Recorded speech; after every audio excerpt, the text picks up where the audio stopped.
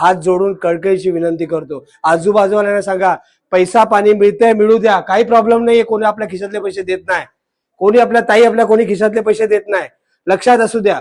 पण यावेळेस चुकलात, संपलं. आमचं अस्तित्व, पक्ष संपला, आपला चिन्ह संपलं, त्याच्यानंतर मराठी माणसाचं बी अस्तित्व संपलं. पक्ष संपला वगैरे सोडा, मराठी माणसाचं महाराष्ट्रामधून अस्तित्व संपून जाईल. कोण भांडणार त्यांच्यासाठी सांगा ना. तुम्ही आमचे हात बळकट करणार तर आम्ही भांडू ना, बरोबर की नाही ना. आमदार ना नगरसेवक ना खासदार कोणी नाही तर कसं चालणार. तर असं होता कामा नये. क्वालिफाईड पर्सन आहे अभिजित देसाई साहेबांनी, खूप कामं केली आहे.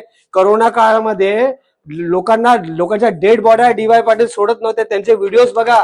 ते भांडण करून सोडवायचे, रेमडेसिवीर इंजेक्शन आणून द्यायचे, भाजीपाला पुण्यावरनं आणून ते पॅक करून सगळे 3 वाजता वाटायचे, फळं 5 फ्रूट वाटायचे नाशिकवरनं ट्रक मागून.